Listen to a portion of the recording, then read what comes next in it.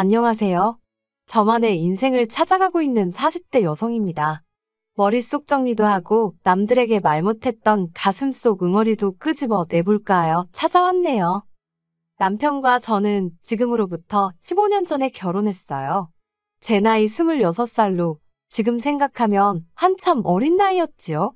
저희가 처음 만난 건 중학생 때로 거슬러 올라갑니다. 남편 말로는 그때부터 혼자 저를 짝사랑했다고 하대요. 그런데 그때 저는 그런 건 전혀 몰랐어요. 남편이 자긴 안 쓴다며 저에게 인형이라던가 좋은 볼펜이라던가 싫다고 해도 쥐어주던 기억이 남아있긴 한데 그게 남편은 나름대로 저에게 좋아하는 마음을 표현하는 행동이었다는 걸 나중에서야 알게 되었지요. 이후로 남편은 남고로 저는 여고로 진학을 했어요. 그런데 남편이 고등학교에 진학한 이후로도 종종 저를 만나자고 불러내거나 뜬금없이 편지를 보내온다던가 하면서 서로 간의 연락은 끊어지지 않았네요. 그러다 20살의 봄, 대학생이 된 남편이 저에게 여자친구가 되어달라며 정식으로 데이트 신청을 해왔습니다. 저는 대학을 포기하고 작은 사무실에서 사회생활을 시작한 상황이었지요. 남편과 저 두 사람의 연애만 놓고 보자면 하루하루 즐겁고 행복했어요. 하지만 사귄 지 2년쯤 되던 때 시댁에서 저희 두 사람의 만남을 알게 되셨습니다. 어머님은 저를 불러놓고 제가 문제가 아니라 제 배경이 문제라며 타박을 하셨는데 문제는 어머님의 마음을 제가 이해할 수 있었고 뭐라고 반박할 수도 없었다는 거예요. 친정아버지는 여자의 눈이 멀어 오래전 집을 나가셨어요. 친정어머니는 마음의 병으로 술없이는 못 사시는 분이셨고요. 그리고 남편과 저는 학창시절을 같이 보냈다 보니 어머님은 이런 제 가정사를 다 알고 계셨네요. 자존심도 상했고 동시에 제가 바꿀 수 있는 게 하나도 없는 상황이었던 만큼 너무 답답했어요.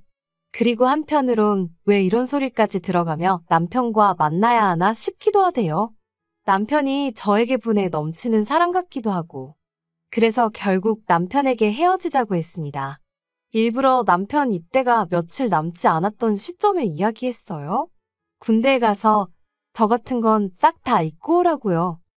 하지만 이게 웬걸 오히려 역효과가 나고 말았습니다. 남편이 어머님 아버님 떨어보라며 저랑 헤어질 바엔 차라리 이 세상을 하직하겠다고 편지를 써놓고 한강다리에 갔거든요. 어머님 아버님이 제가 사는 곳에 찾아와서는 빨리 같이 가달라 하시는데 두 분 다 얼굴이 정말 하얗게 질려 있었어요. 그게 지금도 기억에 생생합니다. 결국 우여곡절 끝에 저희는 다시 만나게 되었습니다. 그때부터는 어머님 아버님도 저희한테 만나라 어째라 그런 소리를 일절 안 하시대요. 그리고 저희는 이후로 아무 문제 없이 꼬박 6년의 연애를 하고 결혼 이야기까지 나오기 시작했지요. 그런데 이 이야기가 어머님 아버님 귀에도 금세 들어갔더라고요. 어머님이 저를 부르시더니 정말로 결혼할 거냐고 물으셨어요. 그리고는 당신은 솔직히 저희가 이렇게 오래 만날 줄 몰랐고 저를 며느리로 들일 생각도 해본 적이 없답니다. 하지만 남편이 저 아니면 안 된다고 하니 어쩌겠냐면서 대신 당신도 조건이 하나 있다 하시대요. 그리고는 당시 제가 다니고 있던 회사를 관두고 어머님 아버님이 운영하시는 공장에서 일을 하라셨지요. 당신 집안 사람이 되는 거니 당연한 거 아니냐 하시는데 솔직히 당황스럽더군요. 그도 그럴 것이 저에게는 회사를 그만둘 수 없는 이유가 있었으니까요. 제가 다니던 회사는 직원 수는 10명 남짓으로 규모는 무척 작았지만 사장님이 참으로 좋은 분이셨어요. 당신 나름의 목표와 비전이 있어서 직원들 한 명 한 명 먹고 사는 일에 신경을 많이 써주셨지요. 특히 근속 10년차 직원에게는 대학을 갈 수 있는 기회를 주셨는데 대학에 간다는 건 저에겐 간절한 꿈이기도 했거든요. 그런데 이런 제안에 남편이 보인 반응은 뜻밖이었습니다. 제가 자기와 결혼만 하면 그깟 대학 자기가 보내줄 수 있는 거라며 남편 말로는 고민거리도 못 된다는 거예요. 일단 식부터 올리고 같이 살면서 자리만 잡으면 대학이야 언제든지 제가 원할 때 갈 수 있다면서요. 그리고 저는 어리석게도 그 말을 믿었습니다. 오랫동안 저에게 한결같은 사랑을 보여준 남편이 하는 말이었으니 꼭 지켜줄 거라 생각했지요. 그래서 회사에도 사정을 이야기하고 퇴사를 하게 되었습니다. 어머님 아버님이 운영하셨던 공장은 직원 수 5으로 국수와 떡을 만드는 곳이었어요.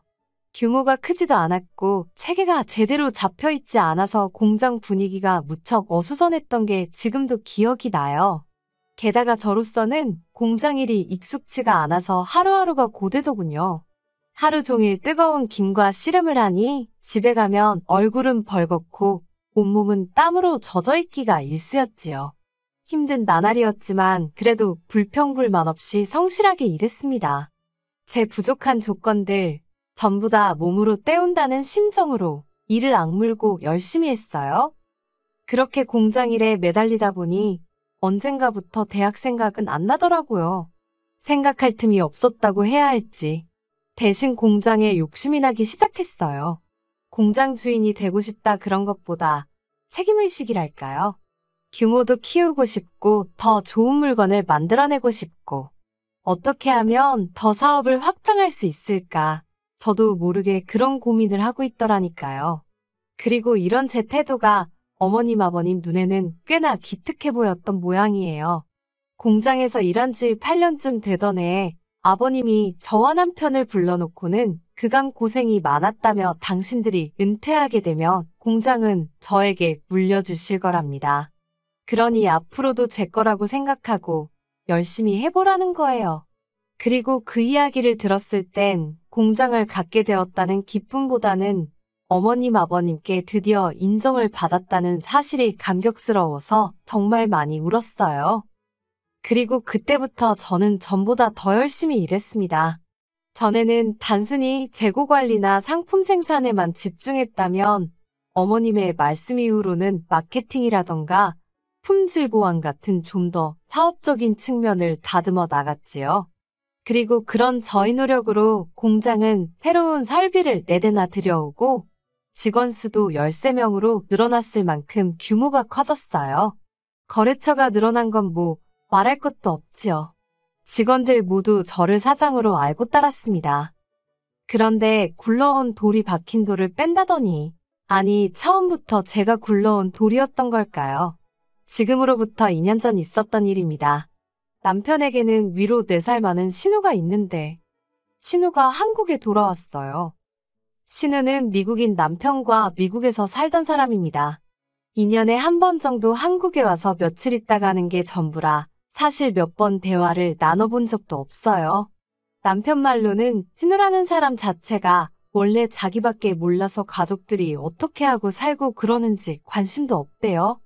하지만 남편이 뭐라고 말하건 간에 저랑은 접점 자체가 없었으니까 싫고 좋고도 따로 없었지요.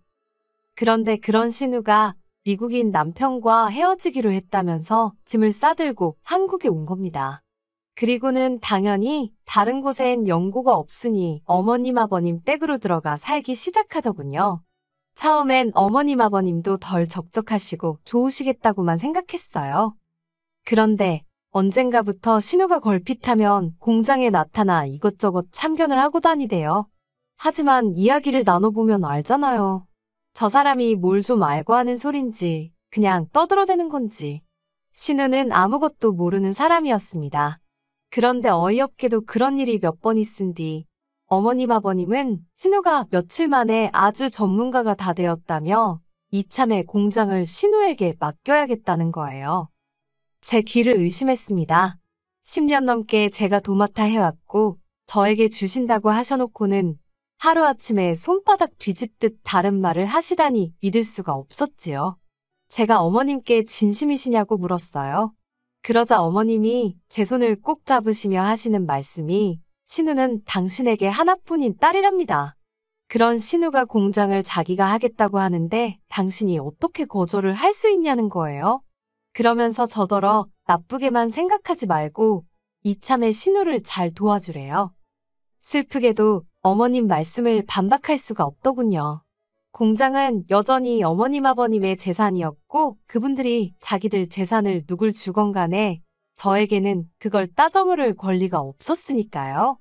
그래서 고민 끝에 저는 어머님께 공장을 그만두겠다고 말씀드렸습니다.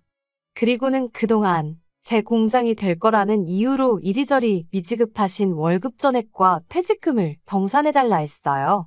대략 2억이 넘는 큰 액수였지요. 그리고 그때부터 어머님께서 저더러 제정신이냐? 2억이 네 집 개 이름이냐고 절대 못 준다고 아주 난리가 났습니다. 그러면서 5천만 원 줄 테니 그 돈으로 늦었지만 대학교나 가랍니다. 저더러 대학교에 가고 싶어서 환장해 있지 않았었냐고 이제라도 가라대요. 제 꽃 같은 30대를 전부 공장에 갈아 넣었는데 막말로 저를 어르고 달래셔도 부족한 판국에 5천 먹고 떨어지란 소리로밖에 안 들리대요.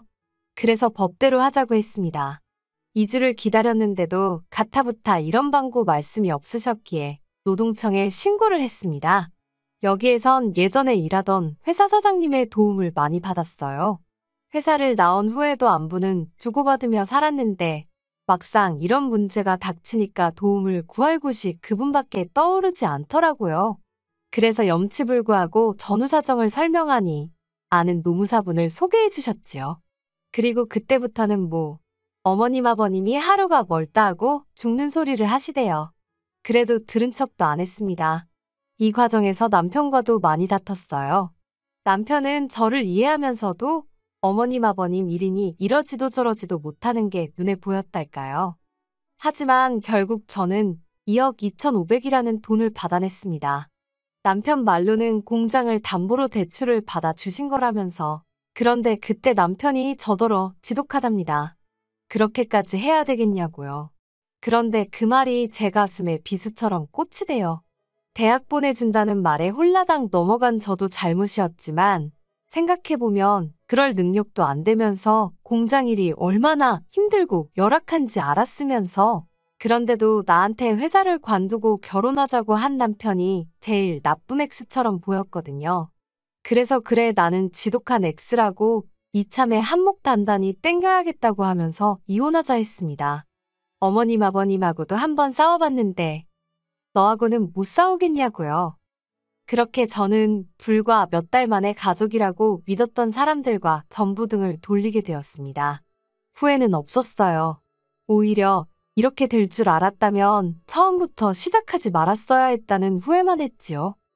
저는 남편과의 이혼 과정에서 받은 아파트를 세를 놓았어요. 그리고는 있는 돈 없는 돈 전부 다 끌어모아서 대출까지 받아서 어머님 아버님 공장에서 멀지 않은 곳에 제 공장을 차렸습니다.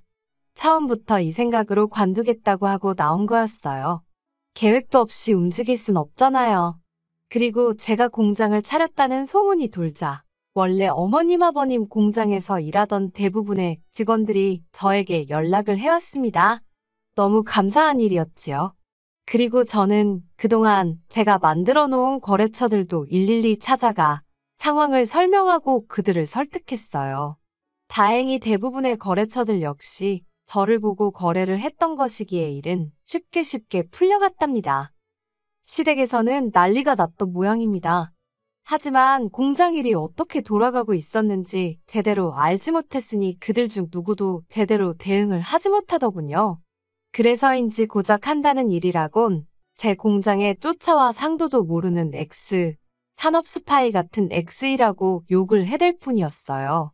물론 이런 욕을 듣고 제가 가만히 있을 이유가 없었기에 명예훼손과 영업방해 등으로 계속해서 대응해줬습니다.